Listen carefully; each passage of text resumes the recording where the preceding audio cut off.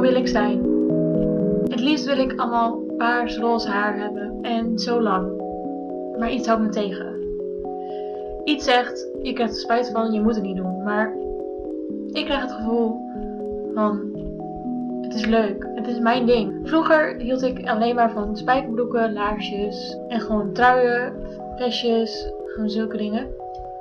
Nu hou ik van geel, blauw, groen, roze. Mijn stijl is best wel veranderd.